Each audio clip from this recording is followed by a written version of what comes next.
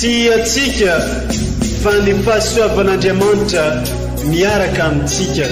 Isika fa ny fahasoavan'Andriamanitra miaraka amintsika no itroatsika sandrivaky sy asantsika miaraka aminy. Ny fianakaviana no taniketsa ipoiran'ny vocation. Déploie ton cœur et viens nous sauver.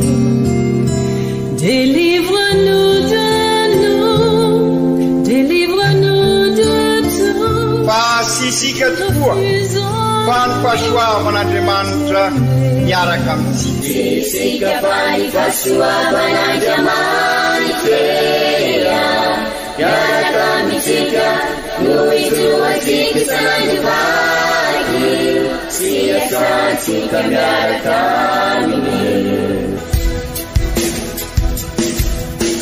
Fa olo raika atokotrantsika ao aminy, fianakaviana iray ao aminy, tsy misy hevitrevitra. Ny olo no mampizara indraindray fa Andriamanitra i Jesoa lay mpiandrony tsara ran'olotra ny aina, olo raika ary ao amin'ny fiangonana ao amin'ny eglizy dia sambatra tsika mahasapa an'izay.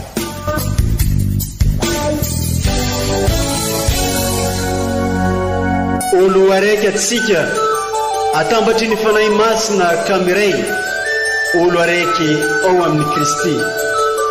Fandaram-pampianarana iaranao amin'ny son excellence Monseigneur Benjamin Marc Caramarson eto amin'ny radio Fagniry.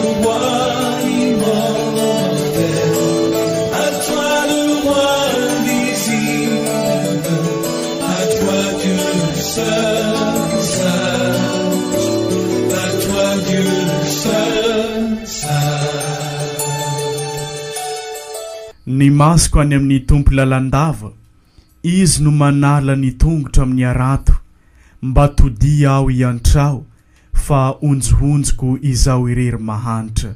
Salamo fa 420.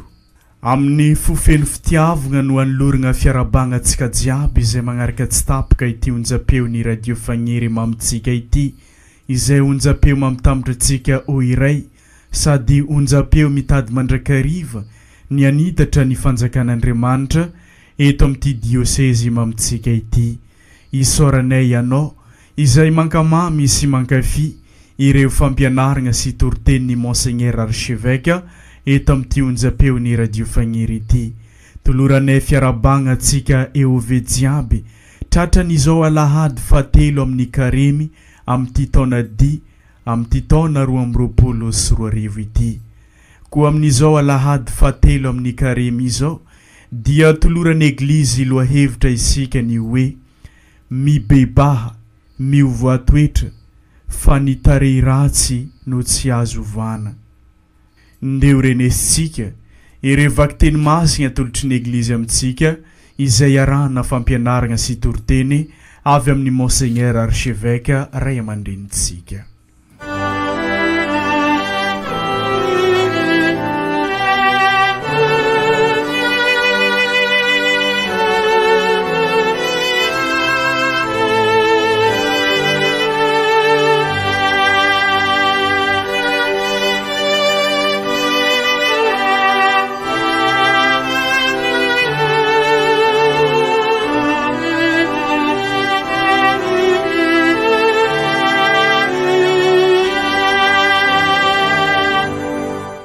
Tamin'izany andro izany, i Moïse dia niandry ny biby fiompiny Jetro rafozany, mpisorona tao Miadiana. Nentiny nakany ankoatry ny efitra ny biby, ka tonga tany antendrombohitry Andriamanitra, tany Oreba izy. Ny anjelin'ny tompony seho taminy amin'ny endriky ny lelafo, teo afovoan'ny zavamaniry milobolobo. Hitany Moïse fa indro mirehitra avokoa ilay zavamaniry milobolobo, nefa tsy levina ilay zavamaniry milobolobo. Ka hoy Moïse, nde iola ka ao andinika io fahitana lehibe io, sy iza izay tsy mahalevina ny zavamaniry milobolobo. Hitany tompo fa niola ka ijery izy, dia niantso Andriamanitra teo afovoan'ny zavamaniry milobolobo nanao hoe, ry Moizy ka hoy ny valiny: inty aho dia hoy Andriamanitra, aza manakaiky eto esory ny kapa mantongotra ao fa tany masina io.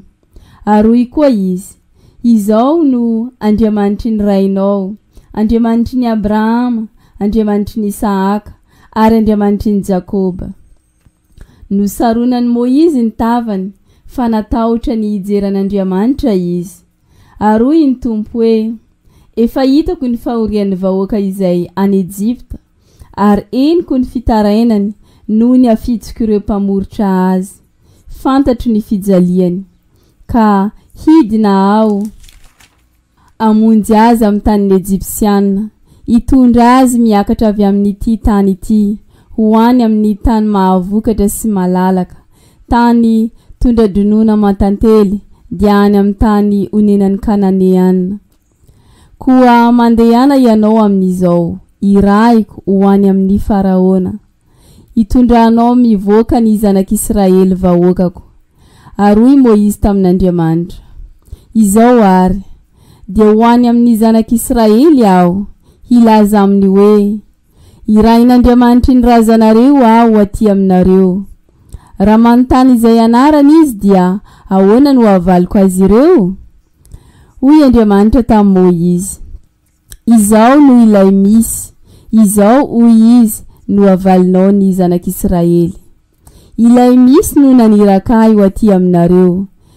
Dia hoy koa Andriamanitra tamin'i Moizy: lazao amin'ny zanak'Israely hoe: ny Tompo Andriamanitry ny razanareo dia Andriamanitry ny Abrahama, Andriamanitry ny Isaaka, Andriamanitry ny Jakoba no nanirakahy ho aty aminareo. Fa izany no anarako mandrakizay, izany no atsarovana ahy hatramin'ny taranaka faramandimy. Izany ary ny tenin'ny Tompo, isaorana ny Andriamanitra.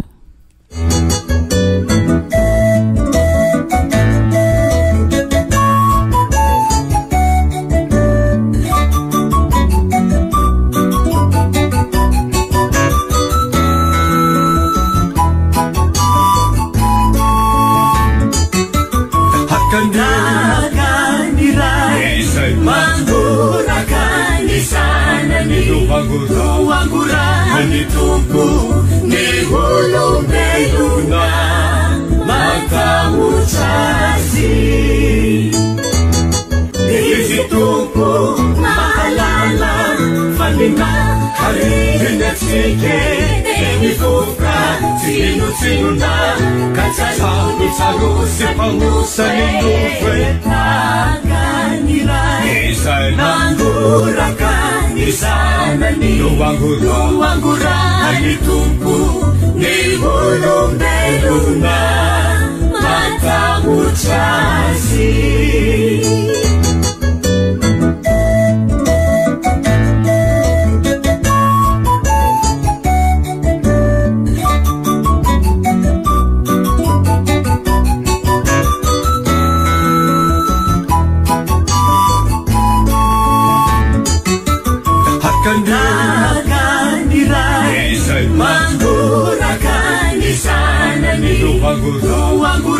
Ni Tompo ni olombeluna makamuchazi.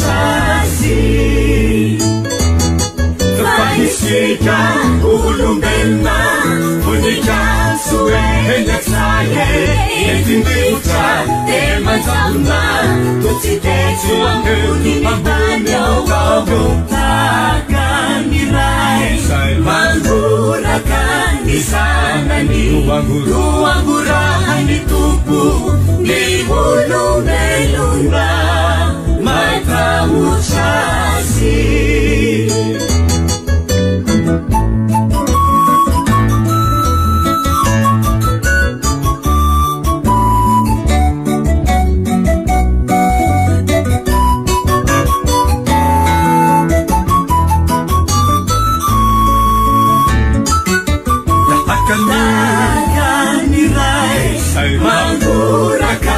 Sana ni wangura ni Tompo ni olombeluna makamuchazi.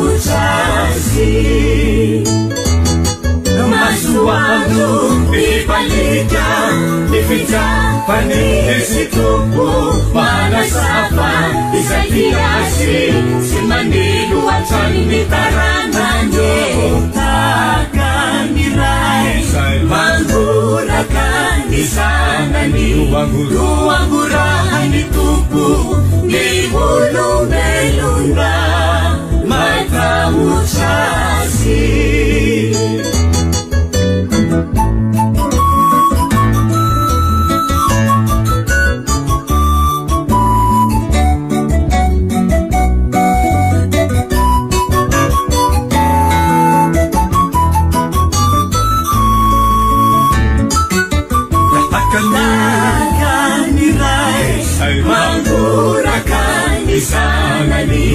luangurahani tupu ni ulubelunda matamuchasi.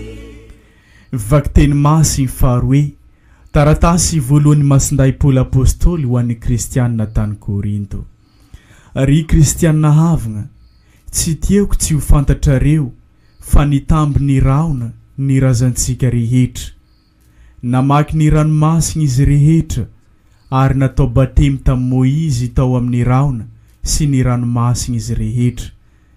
Anina ara-panahy iray ihany no nohaniny rehetra ary fisotro ara-panahy iray ihany no nosotrony izy rehetra. Satria nisotro tamin'ny vatolampy ara-panahy izay nanaraka azy izy ireo ary Kristy izany vatolampy izany. Tsy sitrak'Andriamanitra nefa ny ankabeazan'izy ireny fa lambambary tany anefitra.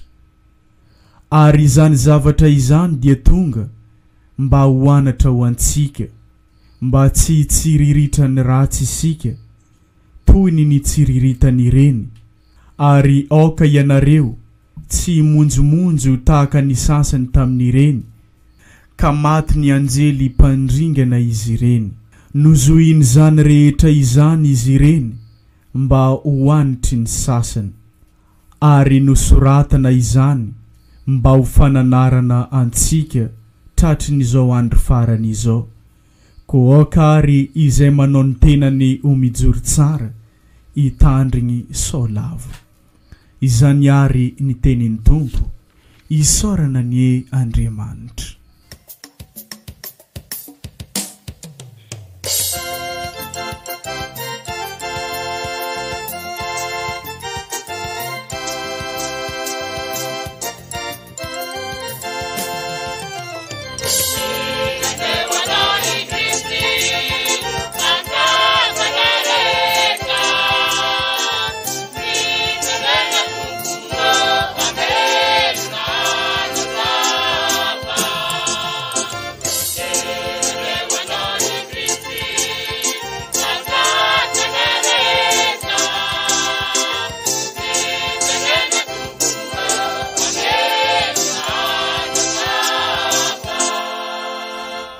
Yombatsika mianakavany ny Tompo ho tanteraka tokoa ne izany.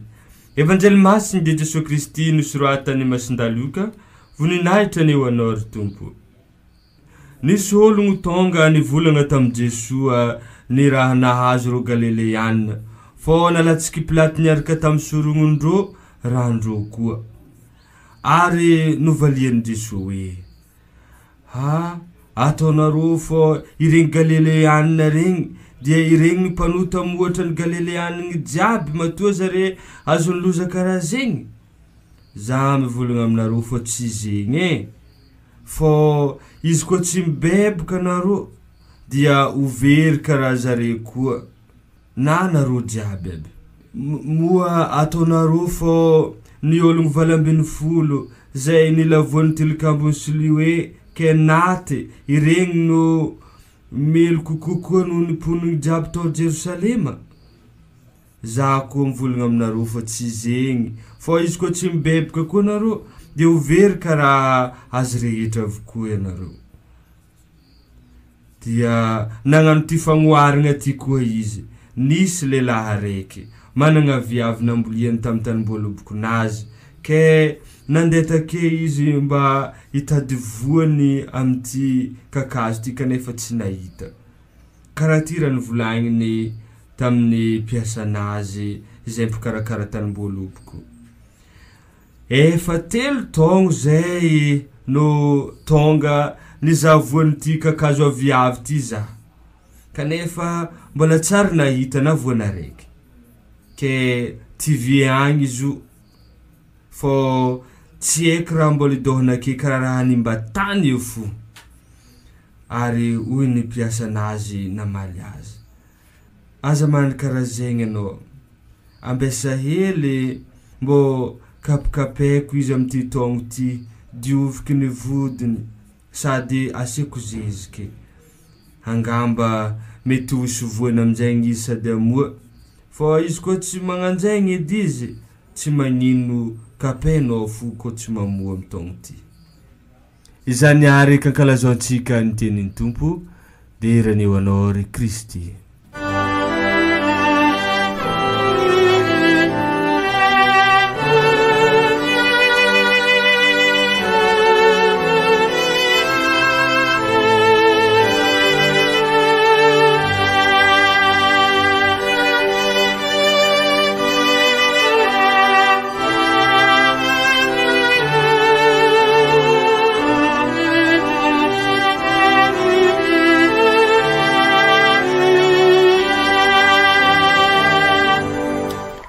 Ry kristianina ava malala, tamin'ny alahady lasa teo, alahady faharoa amin'ny kareny, dia nobanjinitsika, nodiniantsika, nifakafakaisika ny fivoan'ny Tompo tare teo an-tendrombohitra. Manoro antsika sahady zay miandry isika vokatry ny Paka, zay Paka fandalovana miala amin'ny fiainana tsy zarizary, miala amin'ny fahafatesana vokatry ny fahotana zay manapotika ny fiainana ka mitondra antsika amin'ny tena fiainana.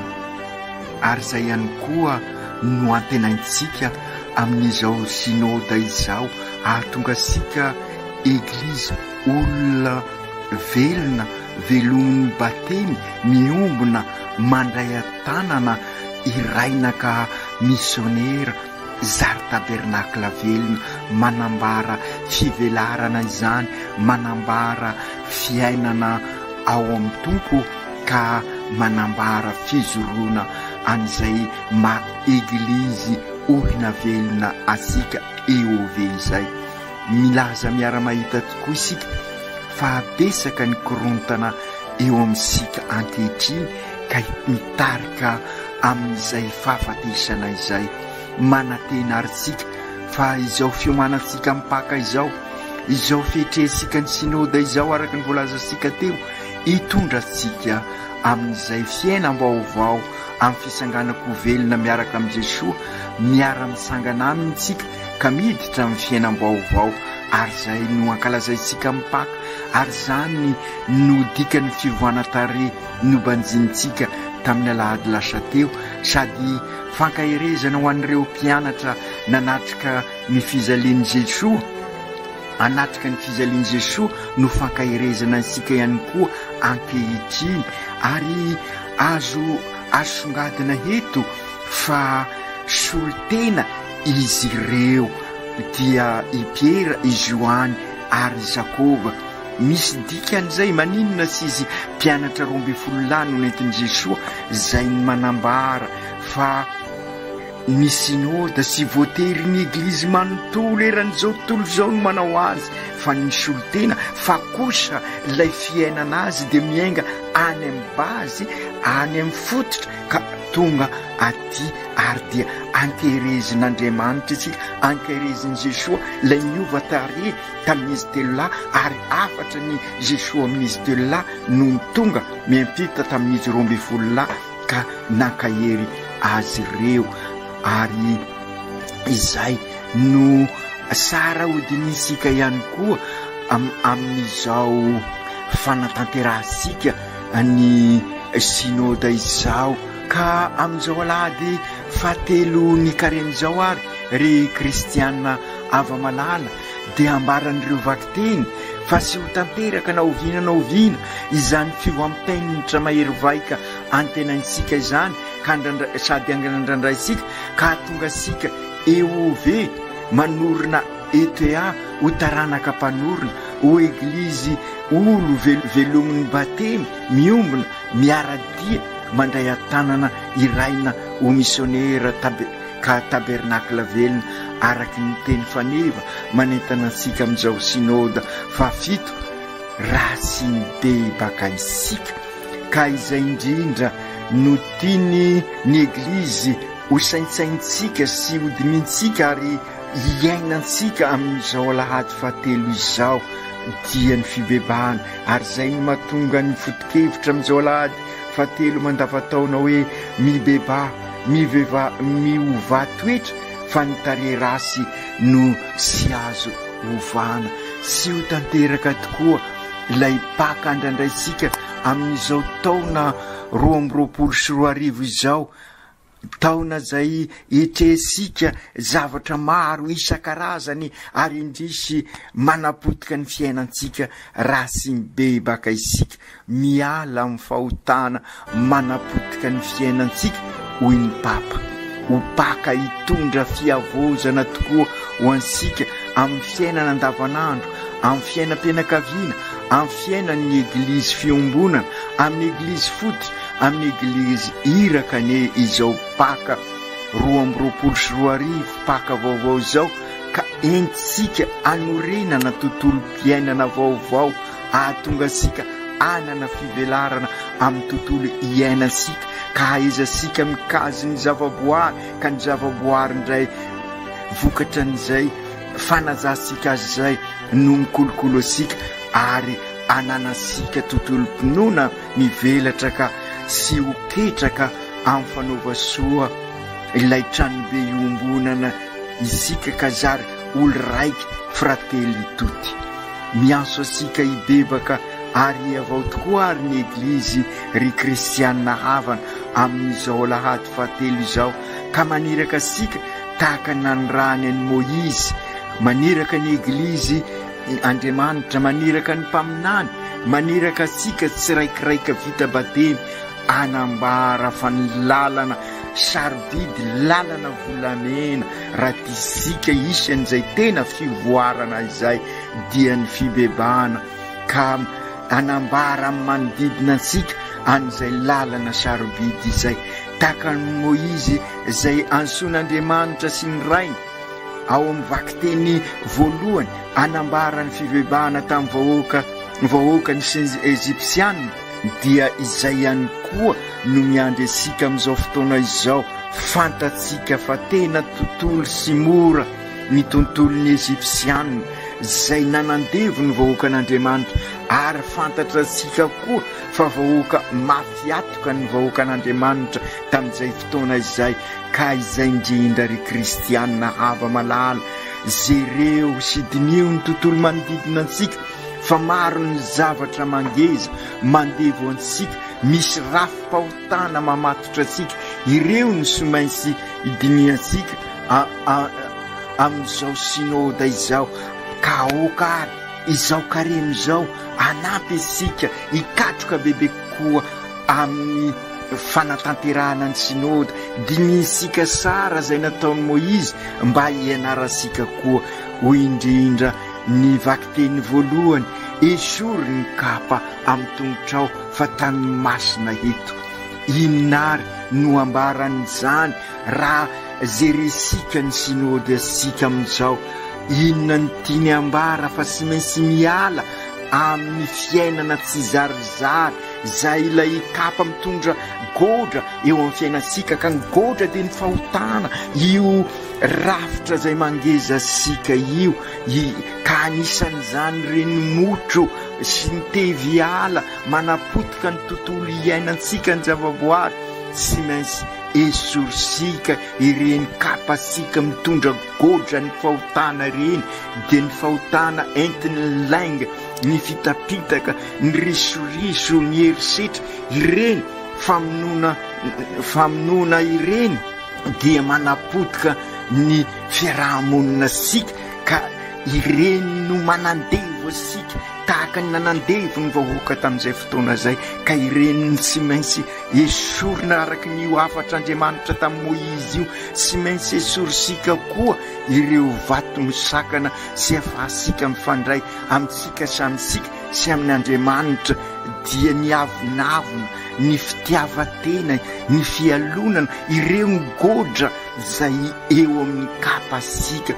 Ka izao fotoana ny karema izao fotoana ny sinoda izao noka ibebahana sika araky ny volazasika teo, ny tare rasy sy azovana, fanifanahy rasy azovana araky ny fiteny, ary na amin'izao aza hatramin'ny sora efa azovana. Ka noho izany oka iova ho sara isika, fa so sanatria koa miova ka miova ho rasy.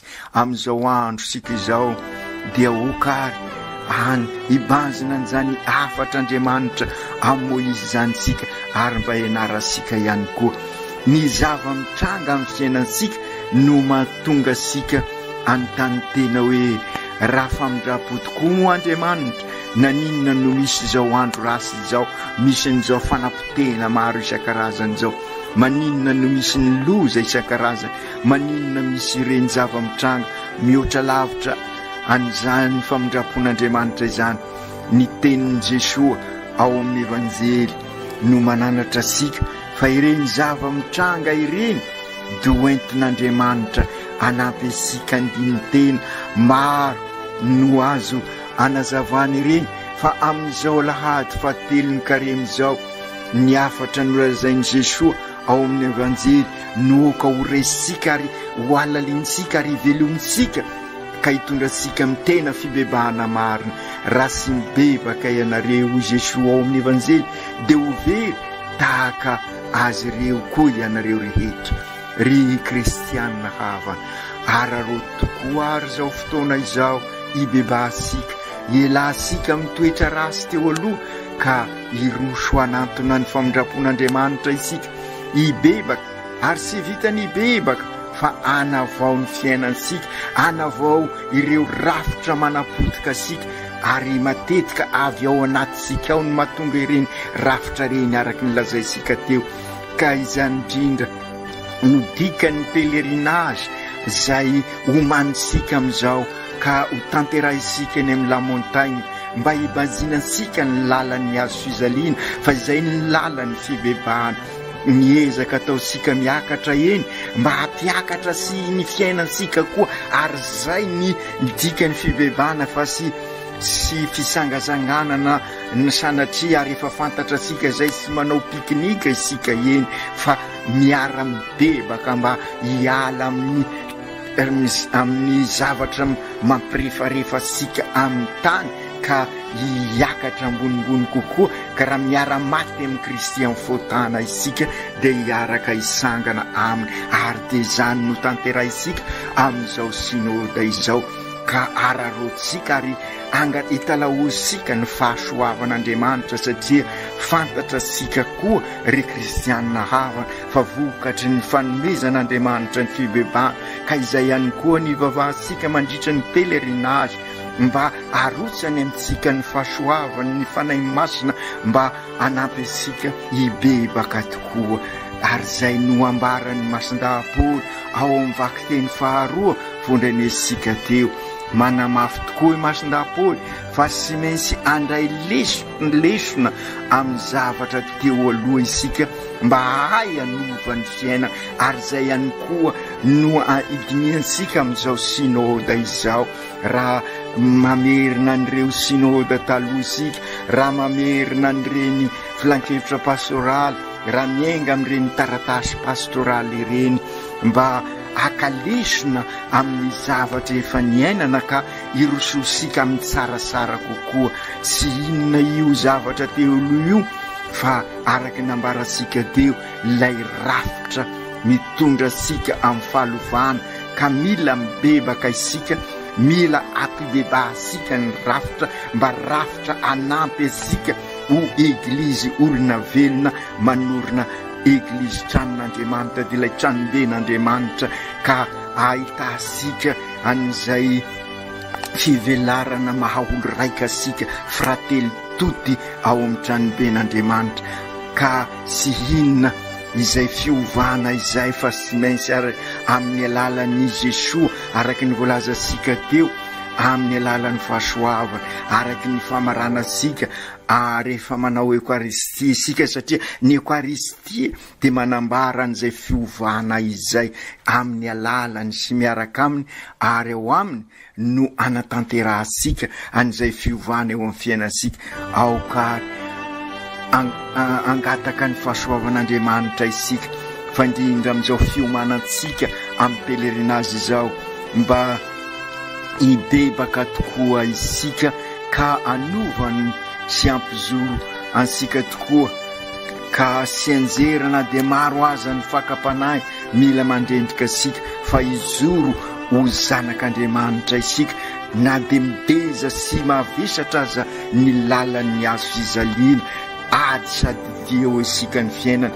ka okary ahay anarota n'izao vanim-potoana izao isika ien'ny fampianaran'ny eglizy tahaka ny enony vahoakan'Andriamanitra ny fampianaran'ny Moizy ary akalesona amin'ireo zava-niseho amin'ny fiainantsika mba ho fiainana misy an'Andriamanitra ny fiainantsika araky ny afatry masin-Paoly hoe nosoratana ny fiainan'ny vahoaka niaraka tamin'ny Moizy tany anefitra ho fampianarana sy fianarana ho ansika. Ry Jesosy ny Tompo miroso otrany tokoa ny dia makany amin'ny Paka ary na dia mafy aza ny ady hatreny dia matoky anao zahay fa ny Paka fandalovana miala amin'ny fiainana rasy teo aloha miala amin'ny fahotana ka ny fahafatesana ny faratampony amin'izany nandresy ny fahafatesana ianao ka noho izany nandresy ny rasy rehetra ka raha miara maty aminao amin'ny fahotana izahay dia hiara isangana aminao amin'ny fiainam-baovao amin'ny Paka ary dia lay ady mizary fandesena ary lay dia mitondra amin'ny tena fiainana tanteraka izany raha mibebaka tokoa izahay ry Jesosy ka avozy ary ny fonay mba anana fo vaovao izahay andray anao sy ho ketraka amin'ny fanasoavana soa ary ataovy mafana fo izahay amin'ny ezaka rehetra ataonay ka iseho amin'ny fiainanay tokoa ny fibebanay ry Jesosy zoko eo ataovy matoko mandrakariva ny famindraponao izahay ka rehefa mieky eloka mifona amin'ny fahalemenay sy ny fahadisoanay dia mba hanana fo vaovao anampy anay izotra amin'ny Paka izay andrandrainay hitondra fiainam-baovao anay ka hatonga anay hoe CETA ho taranaka mpanorina tontolo iainana tontolo mpiainana izay anampy anay iombona ho olo raika ho frately tuty ao aminao hanorina tontolo mpinoana ampiombona anay bebe kokoa aminao ka hatonga anay ho vavolombelona sy ho fanasina ary fahazavana eo anivon'izao tontolo izao izay mangetaheta izany tokoa ankehitriny maro ny zavatra manapotika eo anivon'izao tontolo izao matoky ny angovo avy aminao izahay amin'izao synôda izao ka hita ireo rafitra mitondra anay hiala amin'ny fahalovana ka ho say bebaka ka zary ho eglizy velomin'ny batemy miombona mandray an-tanana ka zary tabernakla velona masiny Maria reny mitodika aminao izahay aza vela ho irery amin'ny ezaka ataonay fa toano ambavaka mandrakariva toraka izany koa masinday Josefa mivavao amin'ny fiainanakaviana tsiraikiraiky mba ho eglizy kely tokoa ny fiainakavianay aoka tanteraka izany amin'ny anaran'ny Ray sy ny Zanaka sy ny Fanahy Masina. Amen.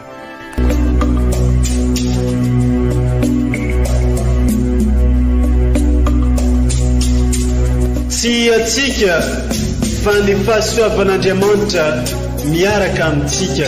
Isika fa ny fahasoavan'Andriamanitra miaraka amintsika noho izy ho atsika sandrivaky sy asantsika miaraka aminy.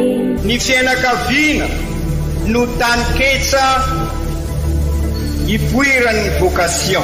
Déploie ton cœur et viens nous sauver. Délivre-nous de nous, délivre-nous de tout. Fa sisika tokoa fa ny fahasoavan'Andriamanitra miaraka amintsika. Sisika fa ny fahasoavan'Andriamanitra miaraka amintsika no ijoatsika sandrovaky sy asantsika miaraka aminy. Fa olo raika tokoatrantsika ao aminy, fianakaviana iray ao aminy, tsy misy hevitrevitra. Ny olo no mampizara indraindray fa Andriamanitra i Jesoa lay mpiandrony tsara ranolotra ny ainy olo raika. Ary ao amin'ny fiangonana ao amin'ny eglizy dia sambatra atsika mahasapa an'izay.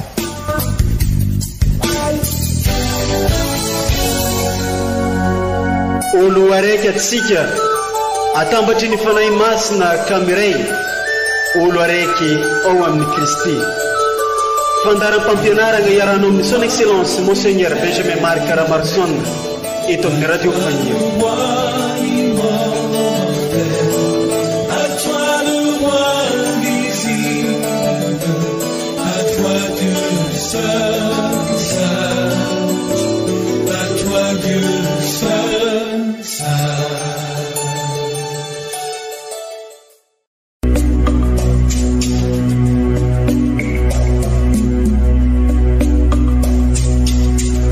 Tsy atsika fa ny fahasoavan'Andriamanitra